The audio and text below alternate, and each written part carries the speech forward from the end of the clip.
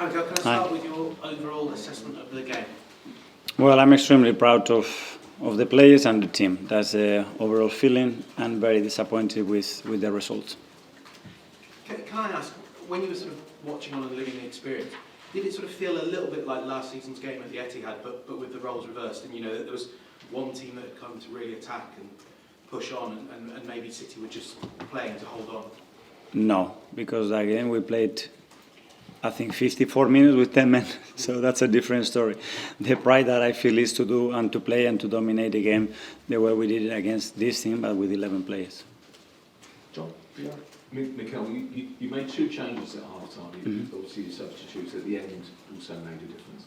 Was there an admission there with your first half-time changes that maybe the team selection in the first instance wasn't quite? Not too easy to say that. I think it's very clear what we wanted to do. Very well, we started the game. I think we completely dominated. I think after they scoring the goal without doing absolutely nothing before that, we were a bit shaky for 5 or 7 minutes, and after that we still got grip of the game again and start to dominate it. And in the second half it was a continuation of that with one different player and then with 2 or 3 different players. Is it unfair to characterise it as a safety first lineup? Do you think there was enough attacking talent, considering the attacking talent that you possess in there? I leave that to you, but for me it's a lot of attacking players in that team. Yeah.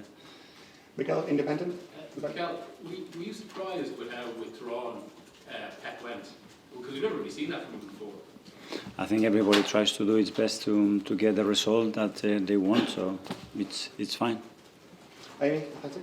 Can I just ask about the substitutions? Was Madueke just tactical, or was he carrying anything? No, I think he had an issue. He had an issue very early in the match, and he wasn't well enough to continue. And when Eze came on and played in that more of a central role rather than wide, is that something that you see as being an interesting possibility for using him? Yes, that's why he played today in that position. Yes. Okay, yes, and David? With Donnarumma, obviously PSG in the Champions League last season, he caused you guys a host of problems. Today, he played well again, I thought. Yeah. In terms of his play, what does he make of him, especially on set pieces, the way he punches the ball? He's so dominant in the box, and every ball that is in and around the 6-yard box, his timing, the way he executes the action is super efficient. It's very difficult, and today again he made some very important contributions not to lose the game. And with Martinelli, were you tempted to possibly bring him on earlier in the game? Yes, but we had very good momentum as well, and we need to time that well. He's in a really good moment again. After the game he had in Bilbao, on that period of time, probably he deserved more, but his energy again, his attitude was really good, and that's why he made the impact that he made again for the team. Alex, BBC?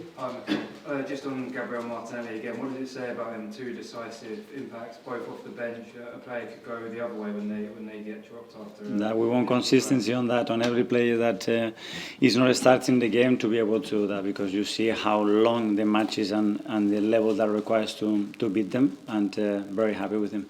Jordan, son? Could you just talk us through your thinking behind that midfield 3 and what you thought they could do to start the match? No, we don't have time for that. There's a lot of things to do that.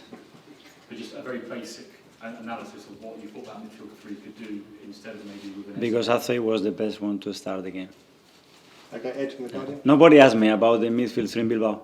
Nobody. Well, I guess it's Yeah. It's a different game. Yeah, that's why. But it's the same midfield. So why did you keep it? For this Because I believe it was the best thing for the team. Okay, Ed, Guardian? Just, Mikel, just on Gyökeres, he didn't have any shots on, any chances really. Are you concerned about a lack of service for him? Well, there was a lot of very good balls in the box, especially I remember 3 of them that he was very, very close to doing against City. To have very big open chances is extremely difficult. But he's certainly trying his best and trying to do that, and we have to provide more for him, that's it. Do you think you need to try and do something a bit different to create chances for him? For him? Yeah, than what you're doing. Well, there were a lot of situations that the chances were there, and then especially the final pass was missing today. In many moments, I was very, very, very open. Okay, last 2. Firstly, Tom from Football London. Mikel, Hi. as it came on at half-time and obviously made a real difference with the pass on Martinelli. Yeah. That central role to him, is that something that you see in his future kind of being the primary, or is it a case of the versatility is going to benefit you all over the field? Yeah, he does. And today he played a little bit more shifted to the right, and it was a reason for that when he plays shifted from the left, whether he's as an attacking midfielder, as a winger coming to that space as well. He's someone that is very, very efficient and very creative. We know that. That's why we brought him. So we're using him in different spaces. Okay, finally, David from Gazzetta dello Sport. Hi, Mikel. Hi. You also have more options on the bench compared to last season, for example. How much is important for you to understand which one is the right one for the moment you are leaving? Well, there's a lot of factors, obviously. The first one is their performance level at the emotional state that they are in. That's one. And after that is what we believe is the best thing in relation to the opponent and the type of game that we predict. And after that, there is as well chemistry and relationships that make each other better, and we really need to understand that.